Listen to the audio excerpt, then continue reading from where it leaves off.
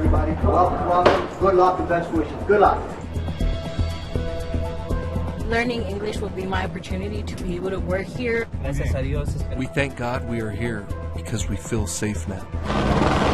What happens at that point when they get apprehended? Most of the time it's going to be, sunset, right? Why? Because it's easier to conceal yourself in the dark. I've also heard the other side, where they make up stories at the border so the Border Patrol can sign them up as refugees.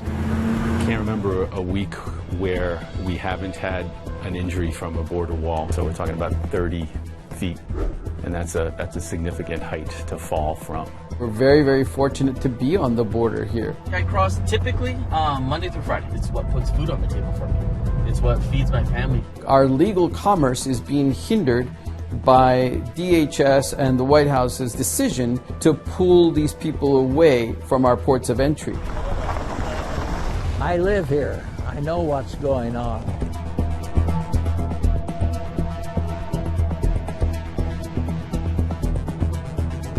Over the next half hour, it's the border like you've never seen it before. A team of reporters who live and work in these communities, all deployed to bring you the unvarnished reality of what it's like here. From the people who cross to those who confront them. From the hidden impacts of the border wall to the people who cross the border every day for work. Each reported over the course of 48 hours. Our journey begins in Mexico. It's early morning as we walk across the Arizona-Mexico border. It seems with every step we take, everything changes. And the first thing we notice, a long line of people waiting to get across. Many are regular everyday border crossers, but others have been here waiting days, weeks, sometimes months to cross into the U.S. A short drive away, we find a shelter. Many asylum seekers here waiting for an appointment. They claim to have escaped crime and violence in their home countries. Some won't talk to us, afraid of retaliation. But farther down the hallway, I meet Astrid. She wants to share her story. Astrid made the journey from Venezuela with her 2 children. The family left last November, traveled more than 3,000 miles across 7 borders and 7 countries. We were robbed, says Astrid. Thank God, nothing else, says the mother of 2 who claims both criminals and police alike took any little money they had. Months later, walking through man-made paths and jungles and using any means of transportation they could get, the family makes it to Nogales, Mexico. And this particular shelter is run purely by volunteers. It does belong to the city of Nogales. But what I wanted to know is, what does it drive a person, a mother of 2 in this case, to go across several borders, walk around the jungle, and finally get here after facing so much danger? My children, she says, as tears come to her eyes. Outside, Fabian, Astrid's son, is playing soccer. And I wonder, what was it like for an 8-year-old child? ¿Te dio miedo? No. You're not scared? No. Why not? ¿Por qué no? Okay, but your mom tells me that some people took money from you guys. Tu mamá me dice que les quitaron dinero. Sí. ¿Sí? ¿En dónde? Where? En la selva. In la selva, in the jungle. And that is the story of many through a child's eyes. Each immigrant, each family has their own unique path to get here. And once here, their journey is not over. It now travels the roads of America's legal systems with no guarantee of being granted asylum. They could be deported or choose to stay illegally and live in the shadows. In Nogales, Mexico, Patricio Espinosa, Scripps News. There are roughly 20,000 Border Patrol agents in America. About 9 out of 10 of them are patrolling here on the southern border. At times we do encounter subjects with a criminal history, and at the same time we also encounter subjects with an extensive immigration history. At the center of America's division over the border is the wall. President Trump expanded barriers and in some cases made them taller. But when President Biden took office, he ordered a pause on new construction, a position he has since tweaked. Now, a pair of reports on the impact of the divide.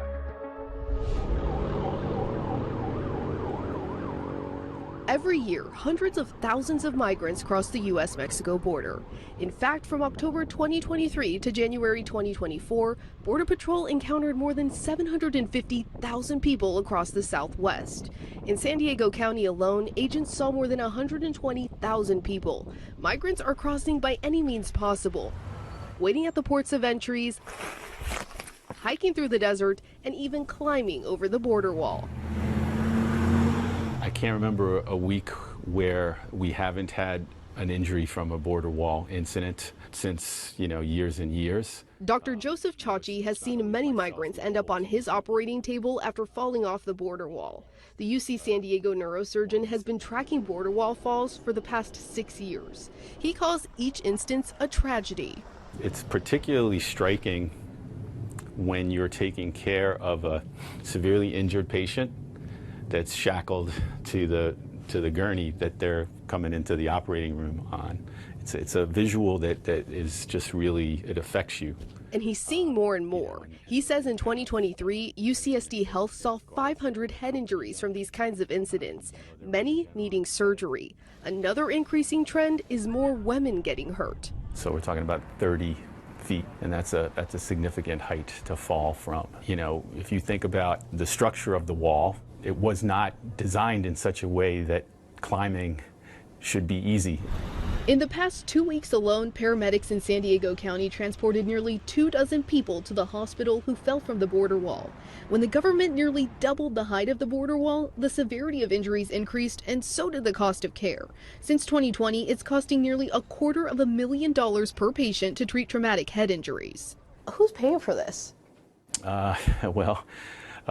Clearly there's a huge governmental expense that's borne by the local, state, county, federal government, passed on to revenue from taxes and other things. So all of us are paying for it. Traumatic injuries often mean extensive aftercare. Often, Dr. Chachi doesn't know who will make a full recovery. If they're in custody, they will get care. That I can assure you. I just don't know what happens when they go out of our sphere. He says one death is too many, but the reality is some will die despite surgery. But Dr. Chachi does say migrants leave the hospital grateful. It's purely editorial, but I get a lot of sense of love for this country from some of these folks. For him, that's important because he's part of an immigrant family. My family came from Europe, and I never saw people who loved this country more than all that group of immigrants in my parents' generation. They really taught a love for this country that I think emphasizes why almost everyone agrees that immigration is really important and fundamental. UCSD researchers are continuing to track this trend, and they've now enlisted the help of Arizona and Texas researchers. In San Ysidro, I'm Sierra Encinas, Scripps News, San Diego. As you drive along the southern border, there are large stretches of wall, but then often you just run into these open spaces. This one only covered by barbed wire and a trench. It's something one rancher says has to change. I live here. I know what's going on. Jim Chilton has lived on this ranch since 1991. This is the very southern end of the ranch.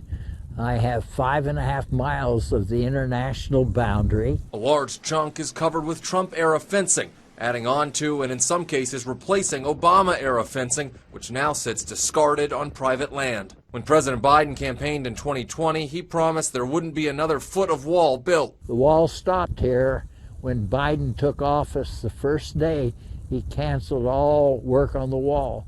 So where do people go? They come around the end of the wall. About 100 feet from the wall, Chilton has to fix this makeshift gate about once every 2 weeks. Broken open, he says, by people crossing his ranch. I have found it closed before, but that's unusual. Chilton has 5 cameras on his expansive property and says he's captured more than 3,000 different images of people crossing his land, many by the cover of night or in camouflage. They don't want to get caught. And then the other group are migrants, men, women, children. They come through here and they walk down this road to try to be apprehended. So there's 2 different types of people coming across the ranch. The Department of Homeland Security encountered nearly 2.5 million people along the southern border in fiscal year 2023, encountering more than 300,000 people alone this past December. Chilton believes it's likely an undercount. Haven't seen any Border Patrol for 4.5 months.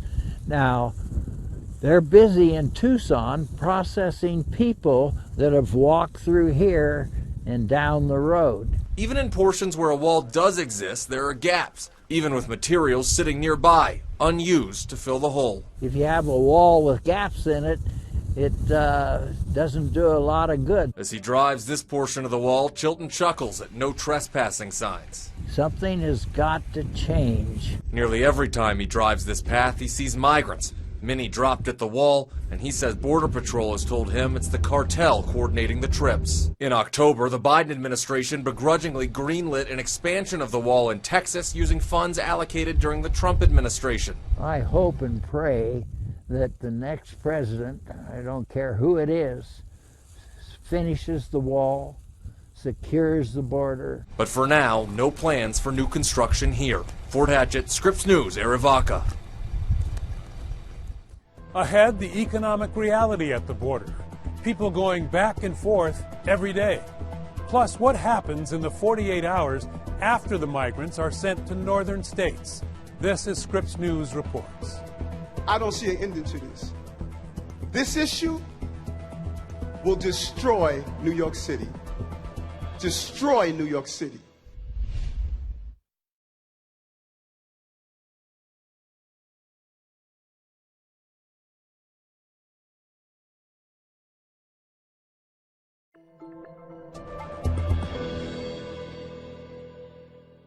You're watching a special edition of Scripps News Reports. I'm Jim Avila.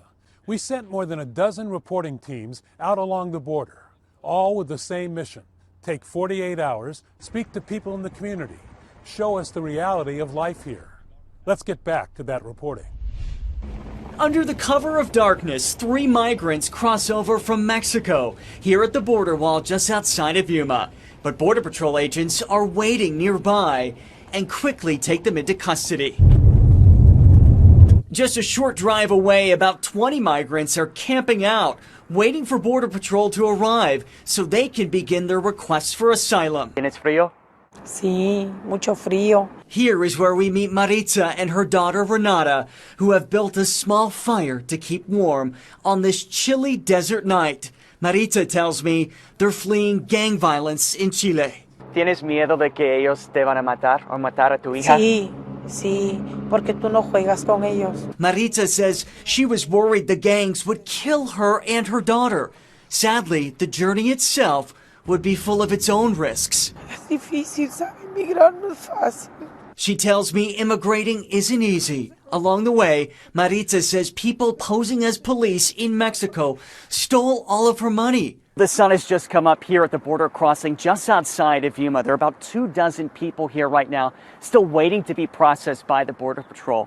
This is a major milestone to reach this point, but for so many of these people, the journey is just beginning. After they're apprehended, migrants are taken to the Yuma Sector Border Patrol headquarters. What happens at that point when they get apprehended? We immediately try to collect all the information, make sure that we're taking their fingerprints, we're taking their biographical information, where they're from, taking their photograph. After they're cleared and background checked, migrants are released. Many in Yuma County come here to the Regional Center for Border Health, serving as a transition center. Você quer mejor oportunidade para a família? Sí. So Delano's from Brazil, and he tells me that he's just looking for a better opportunity for his family. So after leaving the Regional Center for Border Health in Somerton, migrants then board buses just like the one I'm on right now to head to Phoenix Sky Harbor, where they will be able to fly to stay with friends, stay with family as their asylum requests play out. There's a couple dozen people on this bus with me right now. And in talking to them, what I'm finding out is that although the physical journey is coming to an end soon, the emotional journey is really just beginning. Like Casimiro, a 27-year-old from Guatemala, who's eager to show me a photo of his wife and daughter, who he had to leave behind. ¿Fue difícil dejar a tu esposa? Muy difícil. But he tells me leaving his wife behind was incredibly difficult. The journey has been emotionally and physically traumatic. Toda la noche no pude dormir por el mismo frío. Ratos dormía y despertaba y temblando otra vez. He said it was so cold in the desert that he couldn't even sleep. He said he would fall asleep for a little and then he would wake up because he would just start shaking. On the bus, after days of no rest, finally a chance to sleep. 3 hours later, we reach Sky Harbor. ¿Cómo te sientes ya que estás aquí en el aeropuerto? ¿Cómo te sientes? Emocionante. Casimiro tells me he's excited to be one step closer to seeing his family in LA. The migrants are then escorted inside to wait for their flights. Welcome to America, everybody. Welcome, welcome. Good luck and best wishes. Good luck. As the elevator door closes, so too does this leg of the journey. Gracias a ustedes. Nick Saletti, Scripps News. Here in Nogales, they understand something often lost in all the discussion of people crossing the border. That's the positive value of being next to Mexico, with all the cargo that comes across. Here in Nogales alone, about 400,000 trucks per year bring in millions of dollars worth of products you use and food that you eat. At Chamberlain Distributing, workers waste no time moving fresh food off trucks coming from Mexico or onto other trucks that can move it all over the United States. On this day at the border, it's corn, but on other days it could be fresh tomatoes, squash, grapes. It's really a menu too long to list. We're very, very fortunate to be on the border here. Jaime Chamberlain says cross-border produce has been a booming business for 100 years, and his family's been in it for more than 50. Over $30 billion worth of cross-border business is done here in Nogales between manufactured goods and fruits and vegetables. Over $11 million a day is spent in the state of Arizona through Mexican nationals crossing our ports of entry every single day. That's an incredible number and an incredible economic generator that we have. The trucks also bring in goods manufactured in Mexico. Companies from the U.S. and the rest of the world use factories in Mexico to build cars, electronics, medical devices, and other products. Businesses on the U.S. side provide components and expertise. Better stability and shorter supply chains have helped Mexico replace China as our #1 trade partner. We're in Nogales on a quiet weekday. On weekends, Morley Avenue is busy with Mexican shoppers, enjoying more variety and better bargains on the Arizona side of the border. A pedestrian gate makes it easy to bag up bargains and head home to Mexico. Right now, a strong peso helps their money go farther. But surges of immigrants can choke off the commerce. Jaime Chamberlain is a leader on the local port authority. He says when Homeland Security takes inspectors off the ports to process migrants, it interferes with fast, efficient inspectors that speed up cargo and stop illegal drugs. Our legal commerce is being hindered by DHS and the White House's and the administration's decision to pull these people away from our ports of entry. And for us, as businessmen and women, we need that security. We need our ports of entry to be as efficient as possible. We need them to be staffed correctly, and we need them to be funded correctly. And he says that will protect business so valuable, it's a matter of national security. In Nogales, Arizona, Craig Smith, Scripps News. Up next on the ground in New York, 48 hours after a migrant arrives, what happens? Power, what happens when a migrant is now dropped off?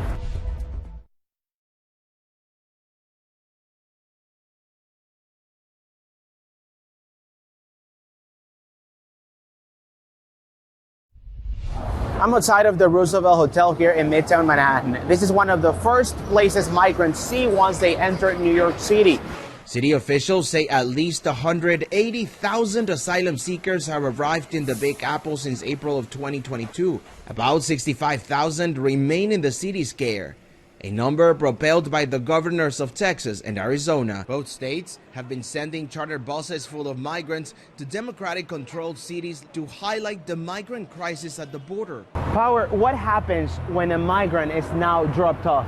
in New Jersey. Someone pays for their ticket to come to New York City. They arrive at Penn Station. At Penn Station, we're there to greet them, welcome them, and then we take them to the arrival center, which is the Roosevelt Hotel. The new arrivals wait in line in hopes of getting a space in the city's shelter system, like tents built on Randall's Island, about 3 miles from Upper Manhattan, one of the largest sites in the city, housing some 3,000 migrants. Then they get our information so that we can follow up with them and help them with lawyers, with food, with clothing, with all the process that they need in order to become self-sufficient. It's going. 24-year-old Brandon Hill is from Venezuela.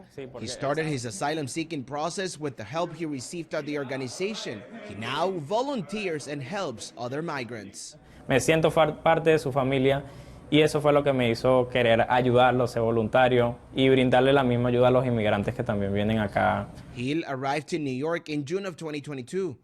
He now has his work permit, found a job at a fast food restaurant, and pays for a room in an apartment with roommates. ¿A qué vino a Estados Unidos? Hacer una vida acá. Hacer una vida acá, aportar a que mis hijos tengan una buena educación,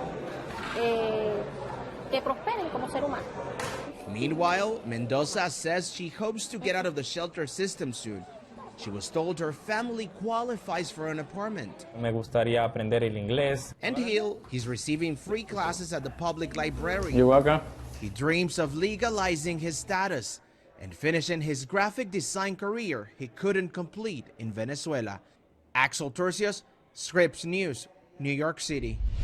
Back here in San Ysidro, California, in towns like these, Border Patrol encountered record numbers of immigrants last year, more than 3 million. Virtually everyone agrees it's an unsustainable pace, pushing the limits of America's power to process them. Our mission here, to give you the reality. For now, reporting for Scripps News, I'm Jim Otto.